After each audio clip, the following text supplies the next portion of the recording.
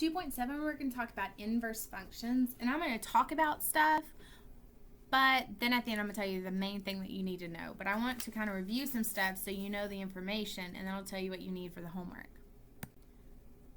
So the main thing is we are going to be talking about inverse functions. So I'm going to tell you some details of it, and then the main thing is to see how to find them. So recall that a function can be presented by a set of ordered pairs. So for instance, the function x plus 4 could be written as just, ordered pairs 1, 2, 3, 4.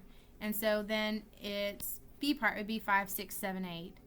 And so together that would be these ordered pairs. So what we do to find an inverse function of just ordered pairs is we can say, okay, you exchange the x and y values. And so the inverse of this we denote as f to the negative 1 of x would be, what you do is just flip all your x and y values. So instead of 5, 1, 5, you say 5, 1. Instead of 2, 6, you say 6, 2. Instead of 3, 7, you say 7, 3. Instead of 4, 8, you say 8, 4. So an inverse from set B can be written as, and here you see it written out in better writing than what I just did.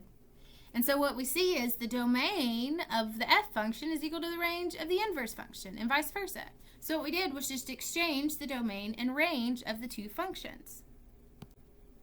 So in other words, when you form the composition of f with f inverse, like we did in the previous section, or the composition of f inverse with f, like we did in the previous section, you obtain the identity function. And so if you take f inverse and plug it in to your f function, you get x minus 4 plus the 4, which is just x. Likewise with f inverse and x. So that's a special detail or characteristic of this stuff. So to find the inverse of, say, 4x, what we do is verify that when we compose them together, we get x. And so what you do to find the inverse of a function, here are your steps. I'm going to write them out to the side. 1, rewrite with y. So instead of f of x equal to 4x, I'm going to say y equals 4x. 2, exchange x and y. So instead of y equals 4x, I'm going to say x equals 4y. And then 3, solve for y. And so to get y by itself, I divide both sides by 4, so I get y equal to x over 4. And then you can rewrite with your f inverse, and that's how they got f inverse equal to x over 4. So you can see that f multiplies each input by 4, so to undo this, you would need to divide by 4. And so here it is, nicely worked out. You can verify that if you compose them together, you get x. We will not be composing them together on the homework, but I do want to expose you to this nice little detail. And here it is written out here. It just says, hey, notice that the domains and ranges are switched, and that if you compose them together, you get x. So do not be confused by the use of the negative 1 to denote inverse in this text in your textbook. F to the negative 1 refers to inverse and not the reciprocal of f of x. Just a side note if you go further in math classes. So why do we need to know this? Let me just show you what the graph looks like.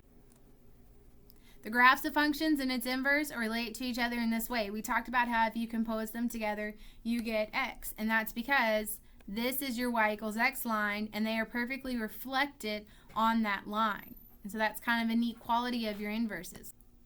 So when you sketch the graphs of inverses, such as like 2x minus 3, and that's inverse 1/2 x plus 3 on the same plane, you're going to get a reflection off y equals x. And so you can see that here, and you can see the reflection off that dotted line. So again, if you have a set of ordered pairs, this is that same one we just looked at, and you want to find the inverse, you can switch those ordered pairs. See, here's your x's, and now here's your y's, and these are the same. Then you can figure out that inverse. But I'd rather do it a quicker way. We do pick up a vocabulary of one-to-one functions, and we are just going to look at, this is what you need to know for homework and test, is how to find inverse algebraically. And I wrote it on the side earlier, but let's look at what the book says.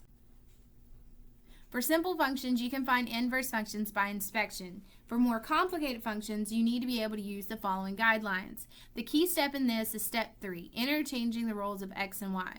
This step corresponds to the fact that inverse functions have ordered pairs with the coordinates reversed.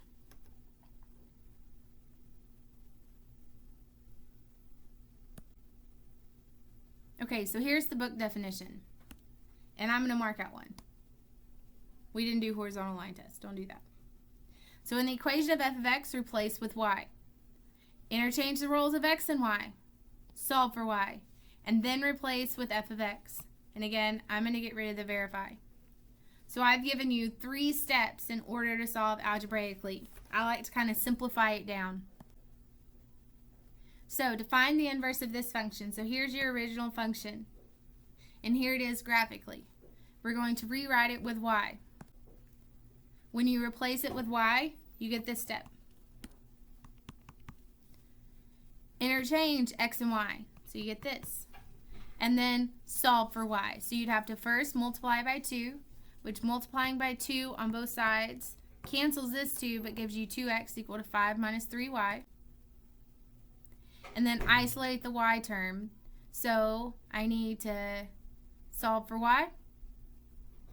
And so I would move everything around, and I get 5 minus 2x equal to 3 over 3, and then replace with f inverse. And so it says that you can check and notice that when you compose them together, you get x, so that's kind of a quick check. But this is what I want you to be able to do. It's to be able to write it with y, switch your x and y, and solve for the new y, which is your inverse. So be able to find your inverse algebraically. Hope this helps. Feel free to ask questions as you need them.